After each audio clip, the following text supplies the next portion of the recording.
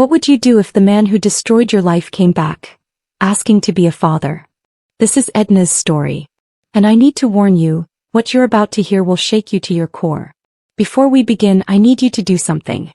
Take a deep breath. Because this story involves tragedy, trauma, and an impossible choice that no mother should ever have to make. 5 years ago, Edna was just an ordinary young woman living with her mother in a quiet neighborhood. She had dreams. She had plans. She had a future stretching out before her like an open road. But in one night, one horrific night, everything changed. And now, 5 years later, she's facing a choice that seems impossible. A choice between justice for her murdered mother and the man who claims he wants to be a father to the child he forced upon her. By the end of this video, you'll understand why some decisions aren't just difficult, they're devastating. But first, let me take you back to where it all began. It was a Tuesday evening. Edna remembers that detail because Tuesdays were always her mother's favorite day. They would cook together, laugh together, plan their week together. Her mother, Mrs. Patricia, was everything to Edna. After Edna's father passed away when she was just 12, her mother had been both parents rolled into one. She worked 2 jobs to put Edna through school. She sacrificed her own happiness to ensure her daughter had opportunities she never had. Patricia was the kind of woman who believed in the goodness of people. She never locked her windows, always thinking the best of her neighbors. That Tuesday started like any other. Edna had just returned from her part-time job at a local boutique. Her mother had prepared dinner, jollof rice, Edna's favorite. They ate together. They talked about Edna's plans to go back to school. Patricia was so proud of her daughter, so hopeful about their future. But hope can be shattered in an instant. And for Edna, that instant came at 9:47 p.m. The sound of breaking glass. That's what Edna remembers first. Then shouting. Male voices. Harsh.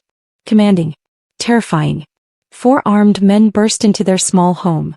They wore masks, but their eyes. Edna would never forget those eyes. Devoid of humanity. Money, give us money. They demanded, waving guns in the air. Patricia, ever the protector, stepped forward. Please, she begged, her voice trembling but strong. Take whatever you want.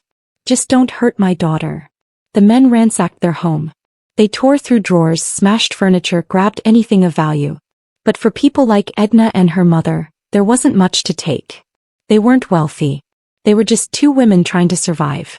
And that's when everything turned darker. One of the men, the tallest one, the one whose mask had slipped just enough to reveal a scar across his left cheek. He seemed frustrated by the lack of valuables. Angry. Violent.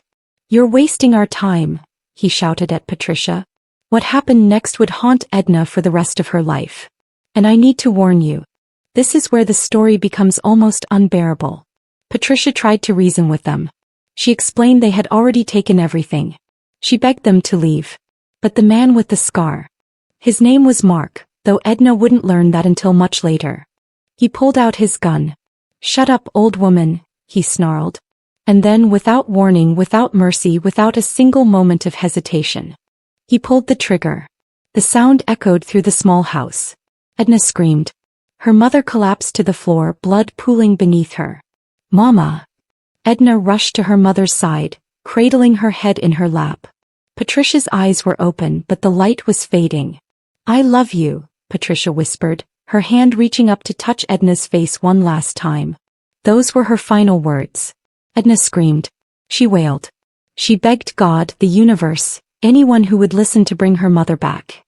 But the men weren't done. What came next was even more horrific. And if you're feeling emotional right now, know that Edna's nightmare was only just beginning. Mark, the man who had just murdered Edna's mother in cold blood, grabbed Edna by the arm and dragged her away from her mother's body. She fought. God, she fought with everything she had. She kicked, she screamed, she clawed at him. But he was too strong.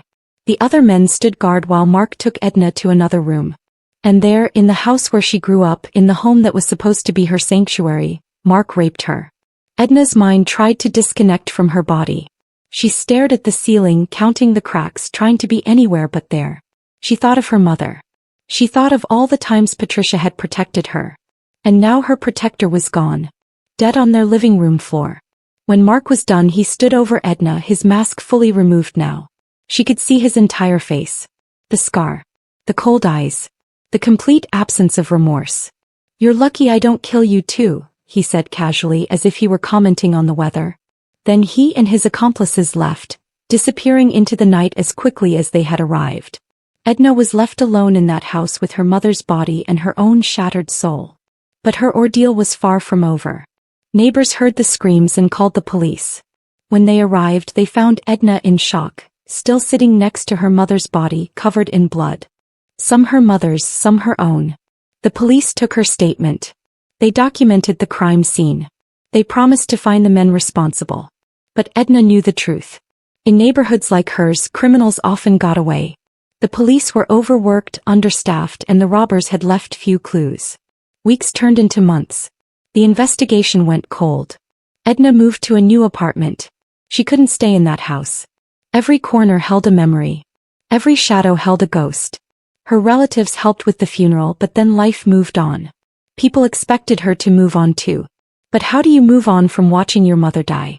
How do you move on from being violated in the worst possible way? And then 6 weeks after that horrific night, Edna realized something was wrong. She was late. Very late. The pregnancy test showed 2 lines. And Edna's world, already shattered, completely fell apart. Edna stared at that positive pregnancy test for hours. She felt numb. Angry. She was carrying the child of her mother's murderer. The child of her rapist. Some people, well-meaning friends, distant relatives, suggested she terminate the pregnancy. "You don't have to carry this burden," they said. But others, particularly church members, told her that would be a sin. "The child is innocent," they argued. "You can't punish the baby for the father's crimes." Edna felt trapped. Whatever choice she made, someone would judge her. Someone would tell her she was wrong. In the end, Edna made a decision that only she could make. She decided to keep the baby. Not because she was forced to. Not because of religious pressure. But because in some small way this baby was also her mother's grandchild. A piece of Patricia that would live on. The pregnancy was difficult. Every doctor's appointment was a reminder. Every kick from the baby was bittersweet. She was bringing new life into the world, but that life was conceived in violence and death. Edna gave birth to a baby girl. She named her Grace. Grace. Because if Edna was going to survive this, if she was going to raise this child, she needed grace. God's grace. Her own grace. Grace for the impossible situation she found herself in. The first time Edna held Grace, she cried. Not tears of pure joy like most mothers, but tears that were complicated. Tears that held pain and love and confusion all at once. Grace was beautiful. Perfect tiny fingers. Soft skin. Innocent eyes that knew nothing of violence or hatred. But as Grace grew, Edna began to notice something disturbing. Grace looked like him. The same eyes. The same facial structure. Even the same smile. By the time Grace was 3 years old, the resemblance was undeniable. Edna would look at her daughter and see Mark's face staring back at her. It was torture. Edna loved Grace. Fiercely. Protectively. She would die for this child. But some days when Grace would laugh or make a certain expression, Edna would be transported back to that night. Back to the terror. Back to the helplessness. She started therapy. She had to. For Grace's sake, if not for her own. The therapist helped Edna separate her daughter from her trauma. Grace is not Mark, the therapist would remind her. Grace is her own person. She deserves to be loved for who she is, not judged for how she came into this world. And Edna tried. She tried so hard to be the mother Grace deserved. But then 5 years after that terrible night, her worst nightmare walked back into her life. Edna had moved to a new neighborhood after Grace was born. She wanted a fresh start. She wanted to feel safe again. But somehow Mark found her. It was a Saturday morning. Edna was making breakfast for Grace when she heard a knock at the door. She opened it, expecting a neighbor or a delivery person. Instead, she found herself face to face with the man who had destroyed her life. Mark. Older now. The scar on his face more faded but still visible. And in his eyes was that remorse? Regret? Edna's first instinct was to slam the door. To scream. To call the police. But Mark held up his hands in a gesture of peace. Please, he said. Please just hear me out. Get away from me, Edna managed to choke out, her voice barely a whisper. I know what I did, Mark said, his voice cracking. I know I can never make up for it. But I heard you had a child. My child. Edna's blood ran cold. How did he know? Who told him? I've changed, Mark continued. I found God. I've been trying to make amends. I turned myself in for other crimes, served time. I'm trying to be a better man. Edna couldn't believe what she was hearing. This man, this monster, was standing on her doorstep talking about being a better man? About being a father? You have 5 seconds to leave before I call the police, Edna said, her hand already reaching for her phone. I deserve that, Mark nodded. I deserve to go to prison for what I did. But before you call them, can I see her? Can I see my daughter? Your daughter. Edna's voice rose. You don't have a daughter. You have a victim. You raped me. You killed my mother. Grace appeared in the hallway behind Edna. Mommy?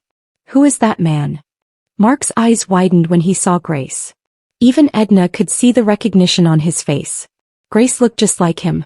Go to your room, baby, Edna said to Grace, trying to keep her voice steady. But Mommy. Now Grace. Grace, confused and a little scared, ran back to her room. Mark had tears in his eyes now. She's beautiful, he whispered. She looks just like my mother. Get out, Edna said. Get out or I'm calling the police right now.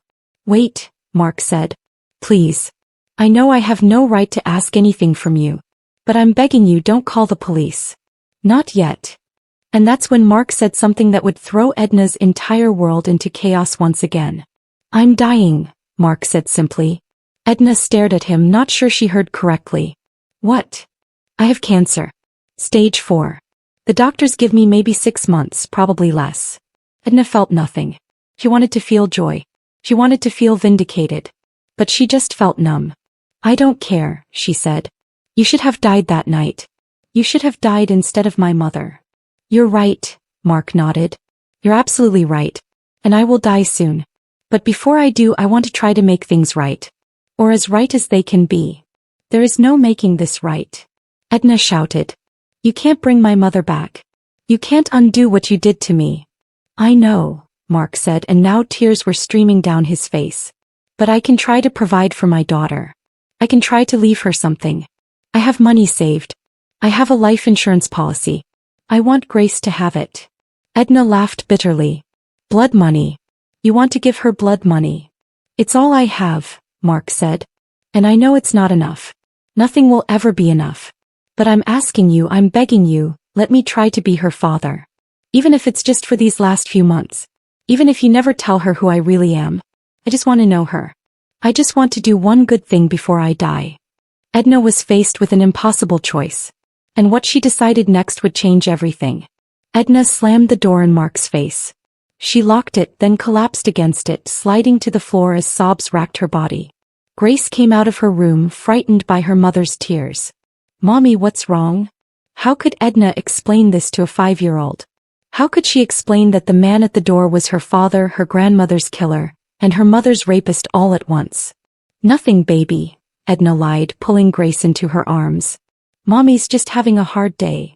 But it wasn't just a hard day. It was an impossible situation. Over the next few days, Mark kept returning. He would leave gifts on her doorstep. Toys for Grace. Letters for Edna, explaining his transformation, his regret, his dying wish to know his daughter. Edna read the letters even though she hated herself for it. Mark wrote about his life after that night. How he had nightmares about Patricia's face. How he heard Edna's screams in his sleep. How the guilt ate away at him until he couldn't live with himself anymore. He wrote about finding religion in prison. About how he realized he was a monster. About how he wanted to spend his final days trying to earn forgiveness he knew he didn't deserve. And then Mark wrote something that made Edna question everything she thought she knew about justice, revenge, and forgiveness. In his latest letter, Mark made an offer. I know you reported the case to the police 5 years ago, he wrote. I know I should be in prison. I accept that. But I'm asking for a chance to do right by Grace first. Give me 3 months. Let me be a part of Grace's life for just 3 months. Let me provide for her. Let me set up her future. And then after those 3 months I'll turn myself in. I'll confess to everything. I'll make sure justice is served. But please, Edna. Please give me this chance. Not for me. For Grace. She deserves to have something from her father even if she never knows who I really am. She deserves financial security. She deserves a future without struggling. If you say no, I'll understand. I'll leave and never come back. But I'm praying, and I know I have no right to pray, but I am, that you'll give me this chance. Edna crumpled the letter in her hands. She wanted to burn it. She wanted to pretend she never read it. But she couldn't stop thinking about it. 3 months. That's what Mark was asking for. Please subscribe for the rest of the story.